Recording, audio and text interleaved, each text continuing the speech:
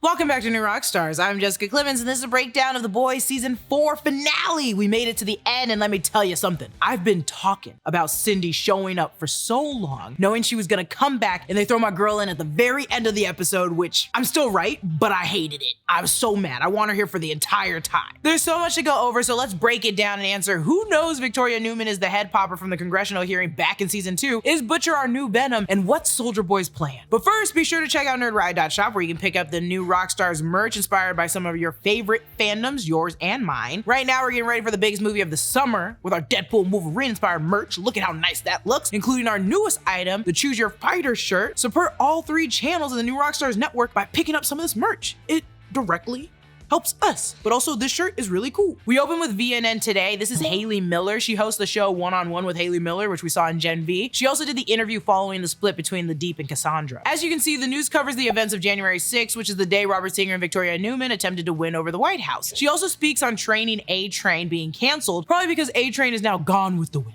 Adam Bork tweets using the hashtag release the Bork cut again in regards to the Dawn of the Seven movie. It's clearly a reference to the online campaign for DC to release the Snyder cut of the Justice League. And the icing on the cake, back in 2022, Zack Snyder even congratulated Adam Bork on Twitter for having his version of Dawn of the Seven finally released. The VOD Studios logo really has that Marvel Studios look. I also love that their logo is on the New York City rooftop water tank, a spoof of the famous studio water towers like the iconic Warner Brothers water tower where the Animaniacs still live to this day. Then we cut to VNN and an interview quick with Ashley where she talks about canceling the completely finished A-Train movie. We just realized we'd make more from the write-off. This is a knock on Warner Brothers for canceling movies like Batgirl and Coyote vs. Acme for tax purposes, despite the movies being nearly or completely finished, and we will never forgive you, Zaslav. And I like that we're actually comparing Homelander to Zaslav, 2 demons. I also like that the Chiron says that VOD is VNN's most trusted company 2018. So even though VNN is owned by VOD, VOD has only won VNN's most trusted company award once in 2018. It's a very VOD thing to do, but I don't like it. Then we get the PSA, the All Lives Matter PSA, and this is mimicking the I Take Responsibility campaign that was done in partnership with the NAACP. This happened in June of 2020 in response to Black Lives Matter movement and featured a ton of celebrities. It was like Sarah Paulson, Aaron Paul, I think Stanley Tucci was in there, Julianne Moore, Kristen Bell, Kesha. It was a disaster and a half. And I like that instead of Supe Lives Matter, they're now doing hashtag All Lives Matter. And this wasn't as bad as this one. Imagine there's no heaven. But the boys made fun of this one as well, and they did a better job. You can follow the political events via VNN News, which might be biased, or through the C-SPAN network's Road to the White House, which actually covers this stuff. The Electoral College votes are indeed tallied on January 6th. The January 6th, 2021 session got weird, as I mentioned in my last breakdown, not just because people stormed the Capitol, but Mitch McConnell was the Republican Senate Majority Leader on January 6, 2021, and he did say we will have an orderly transfer of power. So that's who Calhoun is spoofing right here. And as we know, things in fact were not orderly.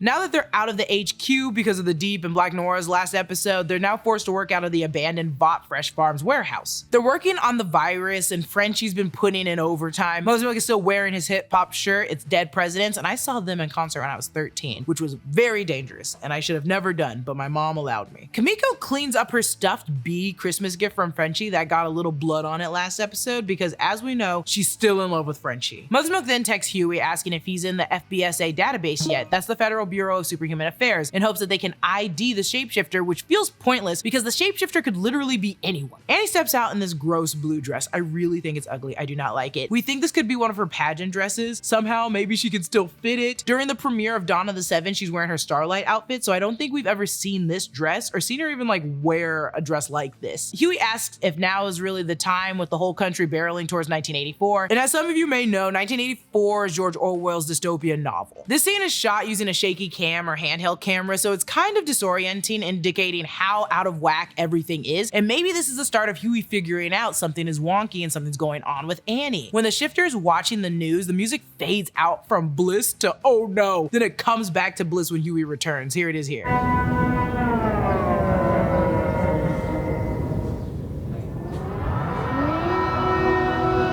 The shifter accesses one of Annie's memories to propose to Huey, something we later learn the shifter enjoys doing to see the person's reaction. Huey has the ring his mother gave him back in episode 5, and in the comics, Huey and Starlight do eventually get married and they move to Scotland together, but that was after a whole lot of bad crap went down. Whether we see that, we don't know, as there's only one season left, but there's potential for it to end with them in the final season getting married and just going off into the sunset. It's also common for some high-functioning sociopaths like Shapeshifter to actually learn to become more charming and magnetic by studying human behavior, and it's been said that they enjoy studying human emotions and behavior. The shifter says later that they're sociopaths, so maybe this proposal is all part of just studying that behavior. Huey's wearing a Led Zeppelin shirt. It's specifically commemorating Led Zeppelin's concert at Madison Square Garden on February 7th, 1975, an iconic performance by the band and one of their best recorded live shows. After banging, fake Annie's ring finger starts peeling away, and we later learn it's because the shapeshifter can only last so long in their body of choice. They must refresh. Huey notices how fast Annie grabs her keys. He'll use this and other clues to figure out later that she is in fact the shapeshifter. Last we saw Butcher, he had passed out at the bar, but now he's in the hospital, and Kessler is back to bugging him. Hilariously, the nurse gives Butcher his low blood pressure reading and then immediately quickly gets the out of there because he doesn't want to deal with this grumpy, foul-mouthed British dude getting snarky with him all the time. He mentions Singer being as good as dead and Homelander basically winning, and the Supe's plan is to kill Singer and the boys' plan is to take out Victoria, so right now nothing is going according to anybody. Kessler calls Butcher's affliction super cancer.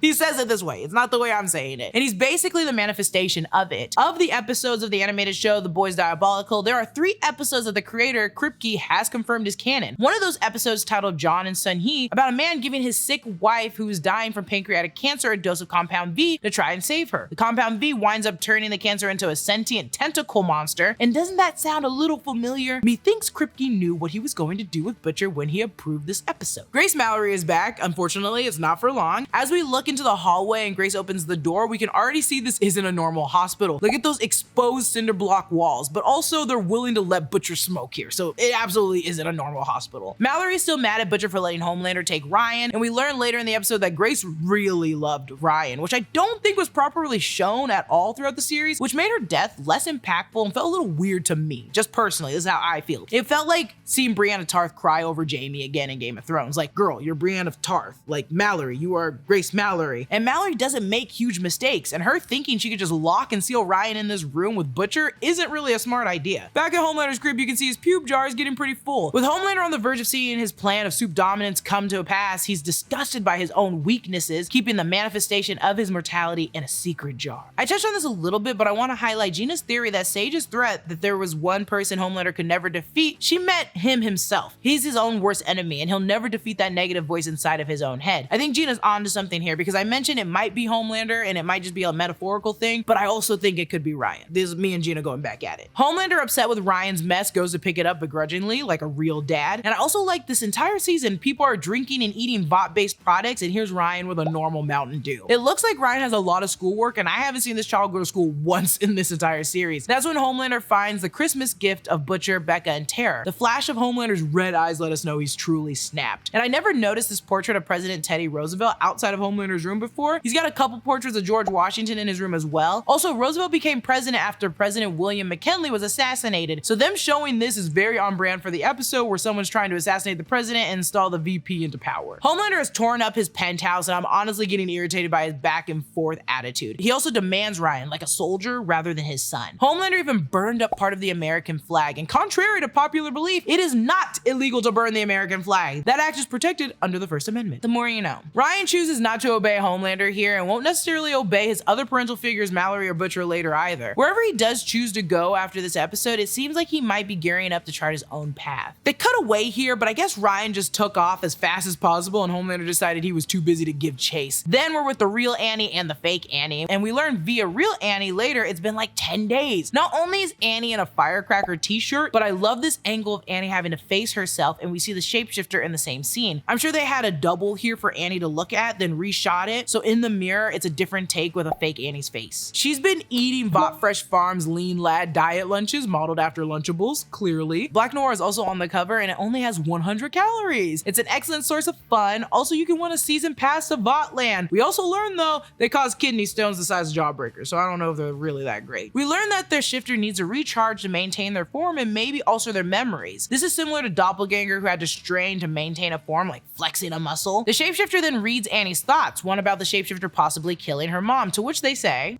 "Oh, why the f would I kill your mother? That requires going to Sedona, and no one should have to go to Sedona." So this shapeshifter has literally been all over the world, just fake pretending to be people and just existing. What's filthy to me here is the shapeshifter is constantly saying it's like a furnace in here, and it's referring to wearing someone else's skin. They said it in the closet in the last episode, and they'll say it again later in the bunker. The shifter corrects Annie when she calls them a psychopath. The shifter is very clear that they are a sociopath. These are both very distinct antisocial personality disorders. Both exhibit a disregard for other people's rights. Still, while a psychopath can be cold and calculating, often feeling no remorse or empathy for the actions, a sociopath is capable of feeling the guilt and empathy of others. Sociopaths are also capable of feeling some emotions. However, these feelings may be shallow or fleeting. Maybe that's why the shifter loves proposing to people. Ultimately, a psychopath is generally more cold and calculating, which tends to lead them to successful lives. A sociopath is more reckless and impulsive, so at least the shifter really knows what their problems. The shapeshifter tells Annie their first time shapeshifting, which they turned into their preschool teacher, Miss Jameson, and I assume the shapeshifter was also in preschool when she took on the form of her teacher, handling all her memories. Some Supes and the boys get their powers around puberty, but some are known to develop signs at a very young age, like Stillwell's son. So this isn't new. The shapeshifter then goes on to summarize the entire theme of this season. You all think you're the heroes of your own story. The writers don't want you to see the boys as bad guys. Just remember they're not all super. They all have a bad past, and as regular civilians, we shouldn't make anyone be superheroes because they can't help everybody all the time. And also, they have a lot of work on themselves to work out for their own selves, so maybe heroes don't really exist. They were trying to be deep forcing Annie to tell Annie about herself, like Homelander in the mirror or Firecracker in the mirror or the Deep in the mirror. We're forcing Annie to look in the mirror. And everyone's got to face themselves, their past, and their own demons before they can get past their own shit. In Annie's case, she literally can't get her powers back until she deals with herself and her baggage. The shifter reveals that Annie wasn't the first choice to kill President Singer, but the shifter couldn't resist. Again, their impulsive sociopathic nature shone through, probably ignoring Sage's orders, though Sage probably counted on that. This makes me wonder who they originally wanted to be the first choice to kill Singer. Gina mentions it could be one of the Gen V kids as they've been locked up. Since Singer has an anti-Supe stance, it would make the most sense to have him killed by a Supe. It also makes sense to frame someone that's already hated by the community, a mutually hated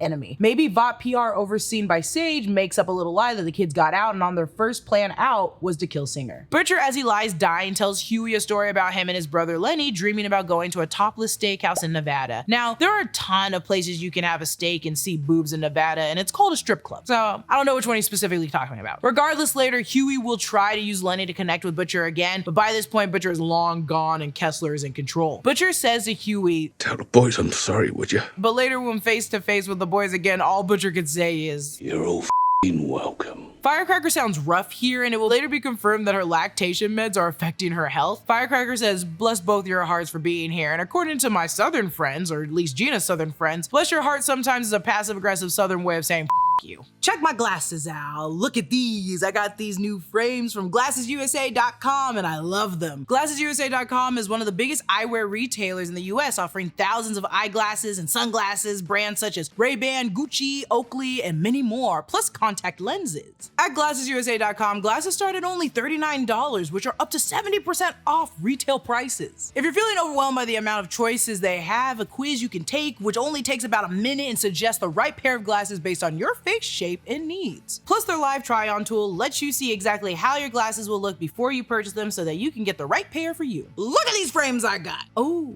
summertime is here. And now I can finally see with sunglasses because I was just normally putting my glasses over the sunglasses. It was too much. It was too much. Now I got 2 in 1. Shopping online at GlassesUSA.com is a risk-free shopping experience with free shipping plus returns and 100% money-back guarantee within 14 days. That's 2 weeks. GlassesUSA.com is offering exclusive discounts only available for 24 hours. Just click the link in the description to get all the details. Then they go live. Homelander zones out and comes back when Victoria mentions allies, and he forces Victoria to show her true self. Homelander lasers Neuman live on the truth bomb. Vought has got to stop going live on television shows. Do not let Homelander on your show show if it's live, he will do something bad. And also, they could have just done this ages ago. Why did Homelander wait for now? And now this episode is honestly really running off, and I love it. Neuman clouds her eyes for a second, maybe just a reflex, or maybe she tried to pop Homelander's head in that moment and found out that she actually couldn't do it. Firecracker says this: "Where we go one, we go vought, y'all." This is a take on the QAnon rallying cry, where we go one, we go all, which is actually a line from the 1966 movie White Squall that's misattributed to President Kennedy. So like Tech Knight's party, Homelander is an idiot and Victoria Neuman is smart, and he thinks this is so easy he'll become president and everyone knows she's a Supe, which is even better. Homelander even calls her Vicky, which only her friends call her, and it's kind of hilarious that he does this. She's like shaking her head, no, this will not work, you're a fucking dumbass. I kind of like their beef right now. You can see it in Neuman's non-closed eyes here. Homelander is off the plan, Sage is gone, her secret is out, and now Homelander is ready to rewrite the Constitution when Neuman brings up Article 2, which grants powers to impeach the president, vice president, and all civil officers of the United States. She knows she's got to get out of here. So now everyone's panicking. We get an NNC news crawl that says Victoria Neuman revealed as super abled on BNN Live. Speaker Calhoun closes election certification despite calls for recount. American public awaits statements from President Singer, and Congress rally in bipartisan support for VP Neuman's impeachment. Ooh, everyone hates her. The protest footage can be seen in Dallas, Los Angeles, New York City, and Detroit. The news anchor is Nika Elliott, who plays a reporter in loads of things. She's also been a broadcaster in Canada for CTV, CP24 News, and the Weather Network. So we learned that Huey had all information on Victoria, including her ties to Stan Edgar, that the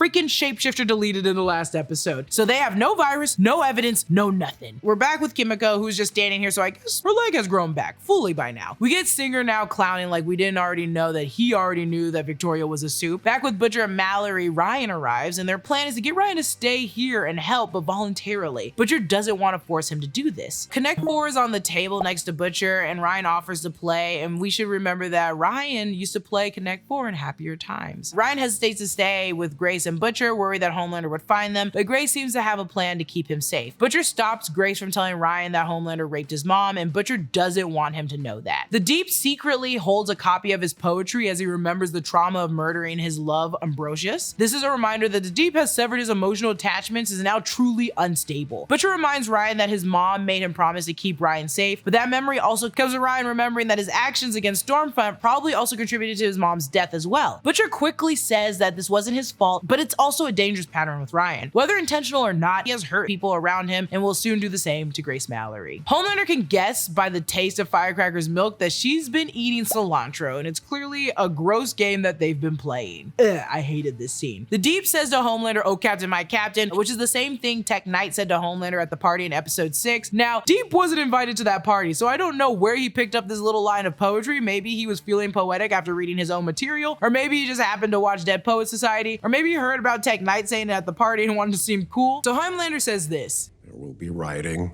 bloodshed, etc., etc. Someone will have to swoop in and restore order." What's crazy about this is, like a dumb parrot, he's relaying what Sage said to him about Caesar way back at the beginning of the season. He's trying to sound smart, but just regurgitating her own words. He also does it in like a very lazy way in his own words and then sips breast milk. He knows he's not smart as her, but his ego will not allow her to be back on the 7. Firecracker mentions calling on all Vought Supes to surround the White House, which is very on the nose with 2021's January 6th stuff that happened in real life. Also, I love that Homelander is immediately disgusted when Firecracker brings up the meds and the side effects. He loves that breast milk, but what he also loves is it comes from a mother. Also, not a single person in this room is weirded out about him drinking breast milk stored in little baby bottles. Like, imagine the process. She lactates into these bottles like a regular lactating person, but then pours it like wine into a chilled glass, and Homelander drinks it like coffee in a Monday morning meeting. Like, no one cares anymore that he does this weird shit. So the meds are giving Firecracker heart palpitations and high fevers, literally just killing her. She's like Kristen Wiig in Bridesmaids after getting that food poisoning. I feel fine. I love that the Deep sheepishly pitches that they should kill Ashley first since she has the most dirt on them. He hopes it's a good idea and is glad that Homelander says it is. Her name is spelled Ashley with 2 E's instead of the proper way, the A-S-H-L-E-Y, because of course he does. He can't spell. He doesn't even know her last name. It's also apparent Homelander is a lunatic, but the fact he doesn't bat an eye at the pitch and just agrees to it is insane to me. Ashley has been afraid working close underneath him for so long, doing everything he asks, and a simple, yeah, sure, why not, when on on the chopping block. It feels so weird, but it's also, yeah, he's a crazy person. Ashley delivered a list of names of folks working for Vought that have dirt on the Seven. More importantly, a Homelander. And the list goes as follows. We have Doug Friedman, Vought Legal. We saw this guy back in season 1 and 2. Evan Lambert, he's the writer who appeared a few times on The Boys, usually pitching alongside Seth Reed. The D will catch up with him later in this episode, and I guess Seth gets to live on. Good for Seth, not good for Evan. Then we see a bunch of Vought executive names. These characters all appear once in season 2, episode 3. Veronica Barassi, Leanne Franklin, Daniel Prestia, Randall Skilton, and Bill Marsh, who we saw in season 3, episode 5 as well. Pat Willis is another board member from season 3, episode 5, along with Maureen. Rudy Village is also a board member. However, I can't find his credit in season 3, episode 5. And then the rest of the names don't seem to be people we already know. All these people will die by the hands of Black Noir in the Deep, which next season will be wild. They're successfully destroying Vought though from the inside out, which is good for the boys. Homelander hears Ashley shuffle in her heels to escape, and the amount of times I had to watch this actress do anything in her heels. Like, Colby is a real dedicated actress, and this season she has worked phenomenal numbers. Honestly, give her an Emmy. And I just love Ashley running for her life past the A-Train statue and passing the Black Adept poster with the one remaining Black member of the Seven. Realistically, not even the true Black Noir, so the Seven has gone back to their 0 Black original members now. Ashley runs into Homelander's penthouse and she knows shit's about to hit the fan because his room is now destroyed. It might stay this way into the next season and honestly depicts how Vought's crumbling. Like Homelander said, they're no longer celebrities, they're wraths of God. Homelander thinks he and Tech Knight are so different when both of them keep their deepest secrets behind a fake bookshelf. Rich bitch activity can't hide your shame. Ashley takes the V and her head swells up, and it does work fast, but the same happened to Zoe Neuman when Victoria injected her with Compound V as well. It's gross, but when you listen to her body alter, it sounds like her bones are expanding, and with her skull swelling, it's likely Ashley's powers altered her physically permanently. And I want to believe she'd be like Superbrain from Diabolical. When Ashley first arrives at Homelander's room, the TV is still working. The shattered screen just causes distortion. I want to note this because while Ashley's screaming, it's not just distorted from the crack, it's giving checkered glitches that peak with her screaming. So her powers probably coincide with electricity or like telekinesis. Also, this is a reminder that Ashley wears wigs because she's plucked out all of her hair due to the stress from working at Vought. It's the last time that we see Ashley in this episode, but can't wait to see where she is next season. Maybe she'll be the big brain villain like the leader, or maybe she'll grow super powered hair like the Inhuman Medusa to replace her hair that she pulled out. I don't know, but I'm genuinely very excited to see her powers. And then she'll also be another member of the Boys. She'll probably work alongside Starlight, and boy, that reunion will be weird. We're then taken to the New Jersey Department of Public Works, which manages city construction and operations, including buildings, roads, and other infrastructure. They appear to be hiding the president here 4 stories underground. Inside the bunker, it's pretty nice. It's well lit and there are flowers and hand sanitizer. There's also mini golf. I like that the golf balls have the president's seal on them. Then Singer delivers the line we'll hear later on in the news later in the episode. If you'd killed Neuman like I ordered, we wouldn't be stuck 4 stories underground playing pocket pool.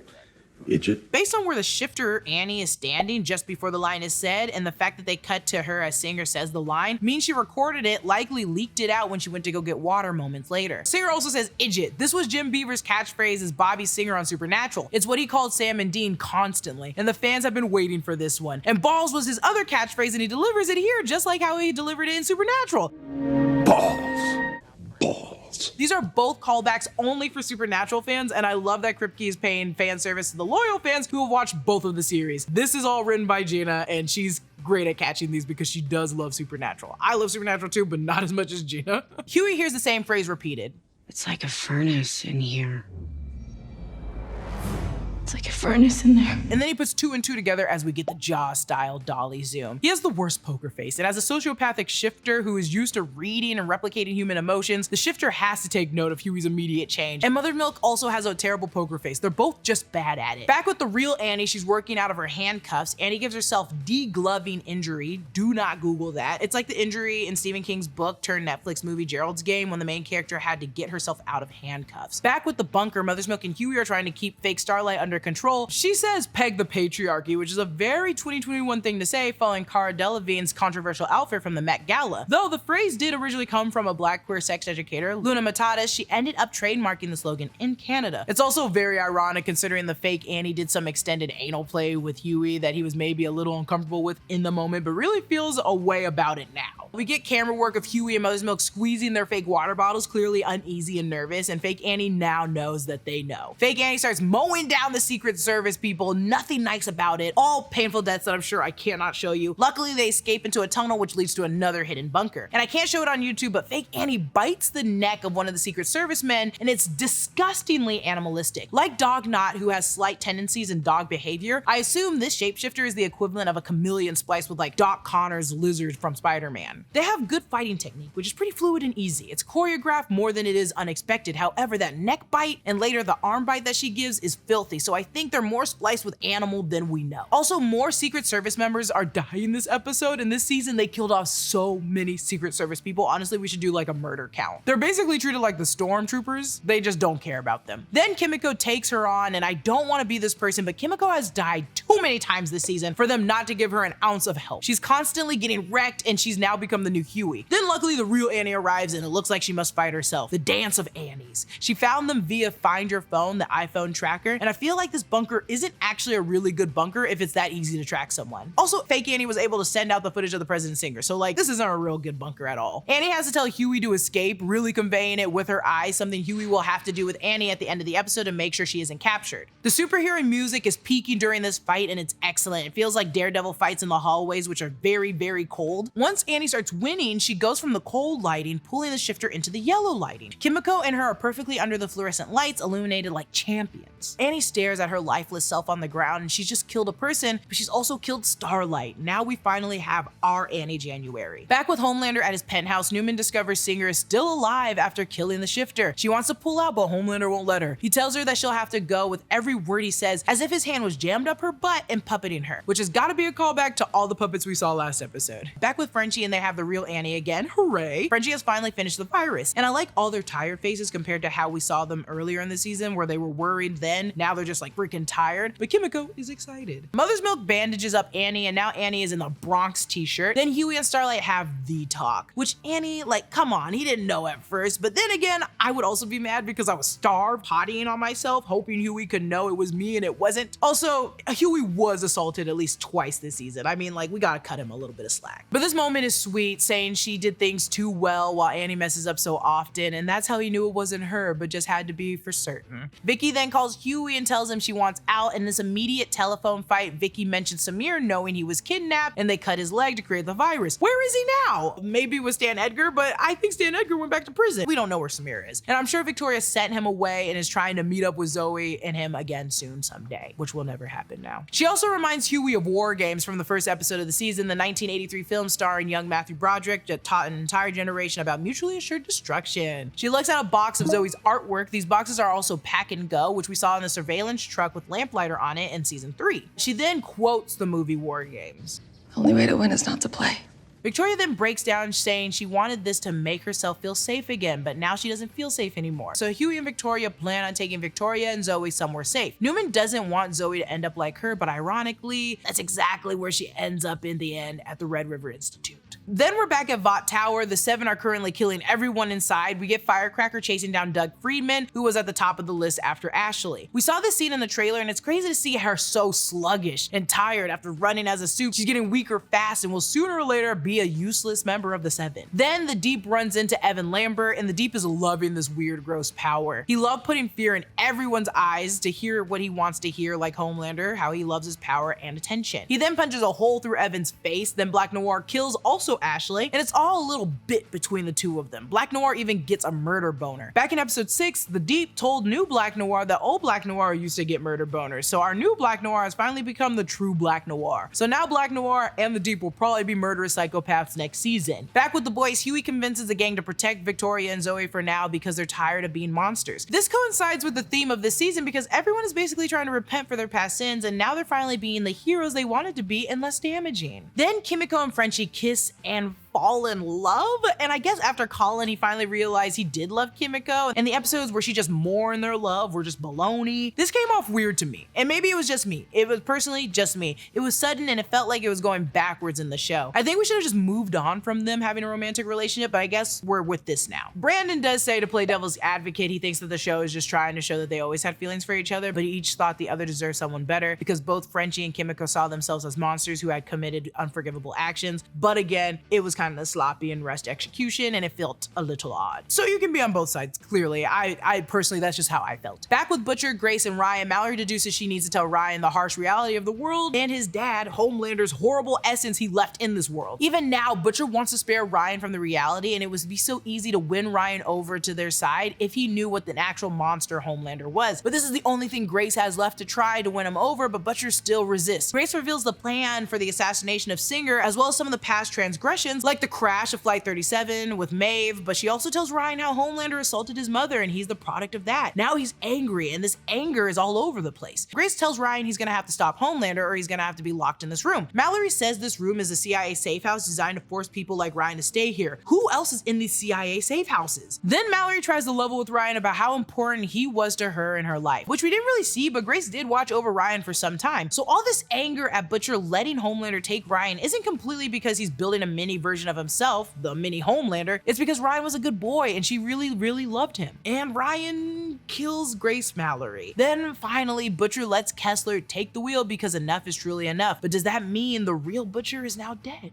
Back at the vault warehouse, Neuman arrives with the Secret Service and Zoe, and I love this way that Zoe and Kimiko look at each other because in the first episode, she ripped off Kimiko's arm. Then Butcher arrives looking great. He looks fresh. It's clearly not him right now. His eyes look kind of black. He pushes Huey out of the way and out comes the tentacles! Just like we saw with the rabbit, his tentacles resemble the old twisted tree limbs. They look like they have piercing thorns or blades on them. He's basically like Venom. He even channels a different character when he's using his Venom powers, sort of like Venom and Eddie did at the beginning. He then rips Neuman completely in half, covering her eyes so her powers won't work. Luckily, the Kessler Butcher knows only to hurt Neuman as the original plan was, so the next step is to take out Homelander. It looks like Butcher has the same tentacle-like power as the woman from Diabolical. Kripke did mention in an interview with EW that V-juiced cancer, however, was much more aggressive than Butcher's, so we haven't really seen the worst of it yet. So is Victoria Neuman dead? I assume so, as her eyes are now sort of lifeless and powerless. Kimiko has the ability to regenerate, and so does Victoria Neuman, as we saw in Gen V after she split her hand open. However, we don't know to what degree, so she could randomly appear in a healing tank next season, but I think it's best to keep her dead. She might have been a little too frigid in my opinion,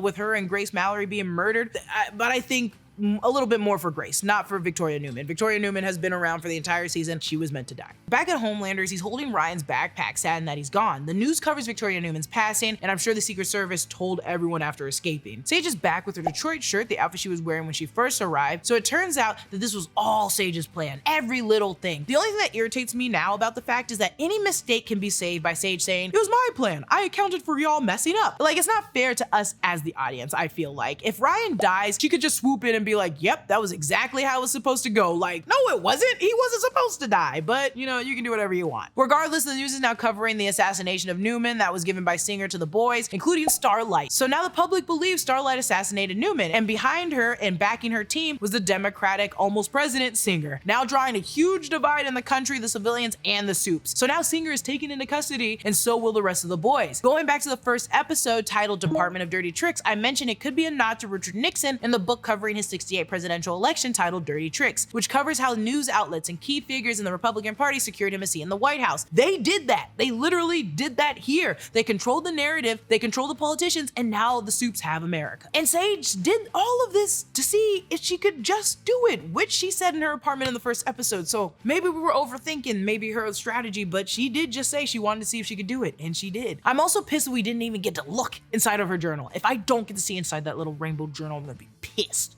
Then they play Nirvana's Heart-Shaped Box. This is a great song, and Kurt Cobain mentioned he wrote the chorus during a sad time where he felt the media perceived him in a wrong way. Right now, the media is recognizing the boys as villains when they've been trying to help and save everyone this entire time. The new President Calhoun declares martial law and deputizes Vought Supes to lead the charge. Now Homelander is pushing the narrative that the deep state Starlighters murdered Neuman. The gang all hug goodbye, exchanging passports that I'm sure are fake, and everyone goes their separate ways. Homelander now decrees we're in a new age of superheroes, and they're hunting down the Starlighters. That's when we get cameos from a lot of old Supes. Not only Kate and Sam stopping Kimiko and Frenchie. Frenchie looks at a ship that says this, which is where Huey spent most of his life in the comics in Scotland. Mother's Milk gets a rude awakening from Love Sausage, which I'm sure I cannot show you, his best old friend. We love Love Sausage. Then Starlight and Huey are stopped by Cindy, who I mentioned last episode. We have not seen Cindy since season 2 at Sage Grove. She's the telekinetic Supe who made people explode. She's basically Magneto. Also, they kept her. her in the same clothes. A piece of me believes they forced her into this because Love Sausage isn't a good soup either. In the comics, Love Sausage was actually working with the boys, so we'll see if this guy eventually teams up with them or they just change his character completely. This is all narrated over by Firecracker on the Truth Bomb podcast. As she mentions children sleeping peacefully knowing Starlight is gone, we watch Newman's child Zoe unfortunately wind up at the Red River Institute just like she did. And where the hell is Samir when you need him? So with Homelander's guidance, every team of cops or authorities will be accompanied by Supes. This is such a bad idea. And an even crazier reveal, Kimiko finally speaks, screaming no at Frenchie being separated and taken away from her. In the comics, she spoke one line, which was, "I hate mean people." She was actually selectively mute in the comics instead of the show where it's psychological. All the boys were shocked when she spoke that one line in the comics though. Starlight shoots up into the sky flying away. Her powers are back with a vengeance, almost like they've upgraded. So now Starlight and Butcher are the only free ones, and Butcher is on his way to murder some Supes. We close with Butcher driving into the darkness of winter. This is also very supernaturally. A ton of these episodes ended with Sam and Dean, the character played by Jensen Ackles, aka Soldier Boy, and sometimes John, the character played by Jeffrey Dean Morgan, driving away into the night while music plays. Birds flee behind him. You can see them at the bottom left of the screen. When I was a child, my mom would always say, if you see a bunch of birds fly away from one area, you probably shouldn't go there. And I'm assuming that in that area, the goons sent to capture Butcher failed and were murdered, and he's back on his way to kill Homelander. And then when you think the episode is over, Calhoun reveals to Homelander that Soldier Boy is still alive, and Calhoun just found out about it, and this was just a kept secret underneath Homelander's nose. Homelander walked into this room looking pretty smug, but as soon as he sees Soldier Boy, his own face reflected in the glass, we see doubt and anxiety creep across Homelander's face again before we cut to black. Even though his plan worked, he's still a mess. Now, is Soldier Boy the one that can stop Homelander? The one that Sage was referring to? I don't think so, because Homelander didn't even know Soldier Boy was still alive, and Sage implied Homelander knew who that one person was. Could it be Butcher, Ryan, Barbara, who left alive in the Red Room? I guess we'll have to wait and see. And that's it for the finale, for the ending of The Boys season 4. This season was such a roller coaster. It was just outrageous, as every season was. It was what I was expecting. I did really love it. The finale kind of rubbed me a little weirdly, but I know a lot of people still really liked it. I also love the other episodes. I love Tech Knight's episode, even though he's a monster of a person. There's so much to explore in season 2 of Gen V. So much is set up, and I wonder if they're gonna be in the same prison as the Gen V kids. I can't wait, and I can't wait to talk about it. I'm gonna be sad when season 5 happens and Victoria Newman's not there, but still gonna be watching that show and loving it. Thank you, Eric Kripke. Follow me at Lulu_Clemons. Subscribe to all 3 channels in the new Rockstars network for breakdowns and news coverage of everything you love. Once again, thank you GlassesUSA.com for sponsoring today's video.